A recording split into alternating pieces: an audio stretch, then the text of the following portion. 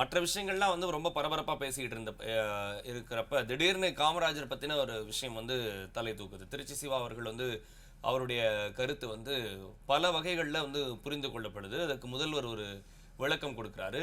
காங்கிரஸ் கட்சி வந்து இந்த விஷயத்த எப்படி பார்க்குது? அது மட்டும் இல்லாம இந்த ஓரணியில் தமிழ்நாடு பிளஸ் மக்களை காப்போம் தமிழகத்தை மீட்போம் இந்த 2 பிரச்சார யுக்திகளை காங்கிரஸ் எப்படி பார்க்குது? இல்லை, ஃபஸ்ட்டு பெருந்தலைவர் காமராஜர் வந்து ஒரு இந்திய அரசியல் வரலாறுலேயே ஒரு ஆகச்சிறந்த அரசியல் தலைவராக திகழ்ந்தவர். ஒரு என்னென்னா, பெருந்தலைவர் காமராஜர் வந்து ஒரு மிகப்பெரிய கல்வி புரட்சியாளர்.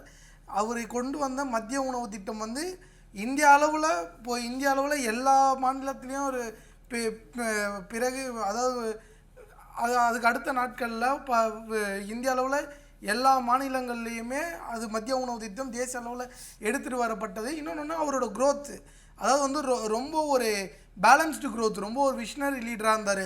ஒரே டைமில் வந்து 13 டேம் கட்டினதாக இருக்கட்டும் சரி, பல நீர்நிலைகள் நீர்ப்பாசனங்கள், அதுக்கப்புறம் மணலி ரிஃபைனரிஸ் போன்ற விஷயங்களை எடுத்துகிட்டு வந்தாலும் சரி, அது மாதிரி ஒரு மிகப்பெரிய ஆகச்சிறந்த அரசியல் தலைவர். அதையும் மீறி ஒரு தனிநபர் ஒழுக்கமாக எப்படி இருக்கணும், ஒரு தனிநபர் ஒரு சிறந்த மனிதராக வாழ்ந்து காட்டியவர். அது நேற்று திருச்சி சிவாராவ் அவர்கள் சொன்னார். எங்கள் கட்சி தலைவர்களும் அதோட கண்டனங்களை தெரிவிச்சிட்டாங்க. முதல்வர் அவர்கள் இன்னைக்கு வந்தார். முதல்வர் அவர்கள் இன்னைக்கு சொல்லியிருக்காரு, அதாவது இதை வச்சு இந்த பிரிவினைவாத சக்திகள் வந்து பொலிட்டிக்கல் மைலேஜ் தேட பார்க்குறாங்க. அதாவது இன்னைக்கு பேசுகிறவங்க யாருமே பெருந்தலைவர் காமராஜர் சொன்ன முக்கியமான விஷயம் சமூக நீதி. பெருந்தலைவர் காமராஜர் அவர்கள் சொன்ன விஷயம் சமூக நல்லிணக்கணம். பெருந்தலைவர் காமராஜர் அவர்கள் சொன்னது மத சார்பின்மை. அதை கடைபிடிக்கிறாங்களா இன்னைக்கு? அதை எல்லாமே குழி தோண்டி புதைக்கிறவங்க தான் இன்னைக்கு நீலி கண்ணீர் வடிக்க வராங்க. முதல்வர் அவர்கள் ஒரு மிகப்பெரிய அரசியல் மாண்பாகவும் அரசியல் நாகரிகத்தோடும் இன்னைக்கு ஒரு மிகப்பெரிய விஷயத்த சொல்லியிருக்காரு. எங்க தலைவர் அவர்களும் இல்ல கூட்டணி கட்சிகளுக்கு வந்து மரியாதை கொடுக்கறது இல்ல அப்படின்னு சொல்லி எடப்பாடி பழனிசாமி ஒரு விமர்சனத்தை வந்து முன்வைக்கிறாரு. அதுக்கு தகுந்த மாதிரியே இப்ப வந்து திருச்சி சிவாவோட பேச்சு அமைஞ்சிருச்சு அப்படின்னு புரிஞ்சுக்கிறதா?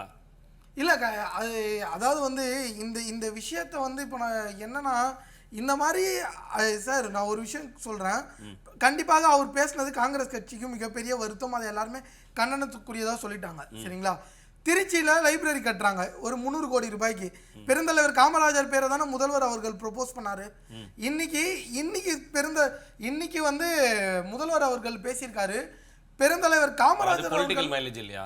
புரியல. அது பொலிட்டிக்கல் மைலேஜ் இல்லையா சார்? இல்ல சார், இப்போ பெருந்தலைவர் காமராஜர் எப்படி ஒரு ஆகச்சிறந்த கல்வி புரட்சியாளராக இருந்தாரோ, அவர் எப்படி அதாவது வந்து இன்னும் மிகப்பெரிய அரசியல் பொலிட்டிக்கல் எக்கனாமிஸ்ட்டு இவங்களாம் வந்து எப்படி, அதாவது அமர்த்தியாசன், ஜான் ரேஸ் இவங்களாம் நிறைய புத்தகங்கள் எழுதியிருப்பாங்க. அதில் சொல்லியிருப்பாங்க, இவங்க பேசுவாங்கல்ல குஜராத் மாடல்னு சொல்லுவாங்க. அதுக்கு அவங்க என்ன சொல்லுவாங்கன்னா, குஜராத்தை நீங்கள் மாடல்னு சொல்கிறீங்கன்னா தமிழ்நாடு இஸ் சூப்பர் மாடல்னு சொல்லுவாங்க. சரிங்களா? அதுக்கோட அடித்தளம் பேஸ்மெண்ட் எங்கே பார்த்தீங்கன்னா நம்ம பெருந்தலைவர் காமராஜர் அவர்கள் வச்சது. சரிங்களா? அந்த வழியில் சமூக நீதிக்காகவும் குழந்தைகள் படிப்பு, நம்ம தமிழ் சமுதாயம் வளர்ச்சிக்காகவும் அந்த வழியில் இன்னைக்கு ஒரு சிறந்த நிர்வாகத்தை முதல்வர் அவர்கள் கொடுத்துட்டு வராரு. நீங்கள் அதை எப்படி பொலிட்டிக்கல் மைலேஜ், நீங்கள் அது ஒரு ஃபாலோ அப் கவர்னன்ஸ், அது ஒரு கவர்னன்ஸ். சரிங்களா? ஒரு மக்களுக்கான ஒரு மிகப்பெரிய ஒரு நிர்வாகத்தை வந்து முதல்வர் கொடுக்குறாருன்னு தான் சொல்ல முடியும். ஆனால் இன்னைக்கு இந்த விஷயங்களில் எப்படின்னா உள்ளே பூந்து பெருந்தலைவர் காமராஜர் அவர்கள் பேரை பயன்படுத்தி அவரோட கொள்கைகளுக்கு எதிர்நிலையில் இருக்கவங்க அரசியல் மைலேஜ் கிரியேட் பொலிட்டிக்கல் மைலேஜ் எடுக்கலாம் தான் பார்க்குறாங்க இன்னைக்கு. அதுதான் நடக்குது. இன்னொன்று ஒரு முக்கியமான விஷயம்னா, தமிழகத்தை மீட்போமா, மக்களை காப்போம் தமிழகத்தை மீட்போம். மக்களை நீங்கள் இன்னைக்கு பிஜேபி கிட்ட இருந்தால் மக்களை காப்பாற்றணும். இன்னைக்கு தமிழ்நாட்டுக்கு வரக்கூடிய உரிமைகள் எல்லாத்தையுமே தட்டி பறிக்கிறது யாரு? பாஜக தானே.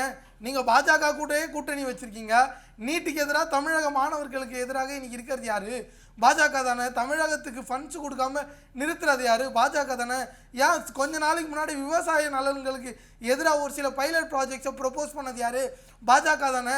நீங்கள் இந்தியாவையே பாஜக கிட்டேருந்து காப்பாற்றணும். இப்போ யாருக்காக இந்த வேஷம் போடுறீங்க? நீங்கள் பாஜக கூடயே கூட்டணி வச்சுருக்கீங்க. பாஜக கூட கூட்டணி வச்சுட்டு தமிழக நலனை இன்னைக்கு கொஞ்சம் கொஞ்சமாக எல்லாமே தமிழக நலனில் குழி தோண்டி புதைக்க முயற்சி பண்ணுறது பாஜக தான். நீங்கள் அந்த பாஜகவை கூட கூட்டணி வச்சுட்டு இன்னைக்கு யாருக்காக இந்த வேஷம் போடுறீங்க நீங்கள்?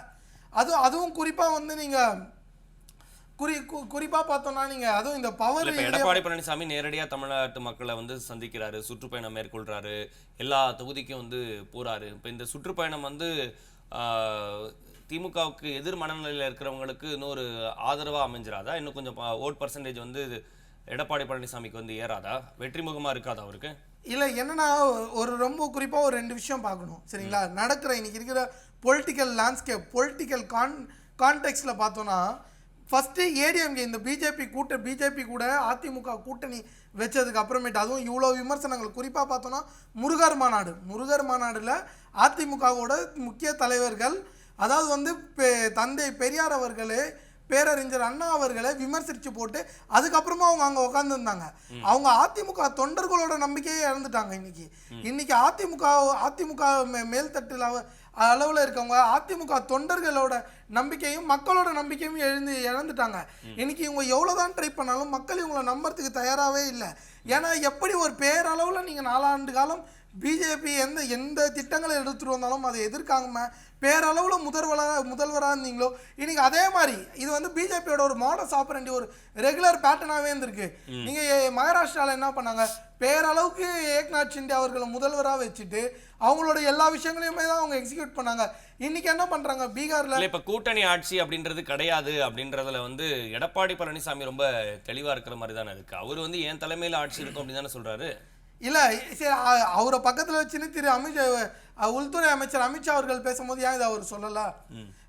அதாவது வந்து இன்னைக்கு தொடர்ந்து எதிர்க்கட்சிகள் பேசுறதுக்கு அப்புறமேட்டு இந்த விஷயங்கள் மக்களுக்கும் அவங்க தொண்டர்களுக்கு நடுவில் ஒரு அவங்களுக்கு மீது இருந்த நம்பிக்கை மொத்தமாக காலியாச்சு. முன்னாடியே ஒன்றும் பெருசாக இல்லை, இன்னைக்கு எல்லாமே காலியாச்சுன பிறகு அதை பூசி மொழிகிறதுக்காக எதிர்கட்சி தலைவர்கள் இந்த மாதிரி விஷயங்கள் எல்லாம் ட்ரை பண்ணுறாரே தவிர ஆனால் அது உண்மை கிடையாது. ஏன்னா நீங்கள் சார் நீங்கள் இது நான் திருப்பி சொல்கிறேன். ஏன்னா இந்த விஷயத்தோட அழுத்தம் அந்த மாதிரி தந்தை பெரியார் அவர்களையும் பேரறிஞர் அண்ணா அவர்களையும் விமர்சிக்கிறாங்க சரிங்களா. அந்த இடத்துல எப்படி சார் நீங்கள் அங்கே இருக்கீங்க? இதில் சாதாரண விஷயம் இல்லை, நான் திருப்பி சொன்னாலும் ஏன்னா அதோட ஆழம் அது மாதிரி. திரு எஸ்பி வேலுமணி அவர்கள் ஆர்எஸ்எஸ் மேடையில் இருக்காரு. அப்போ இதெல்லாம் மீறி நீங்கள் சொல்கிற வார்த்தைகளை மக்கள் நம்புவாங்களா? இப்போ இந்த விஷயங்களோட வெயிட்டேஜ் மக்களுக்கு புரியாதா?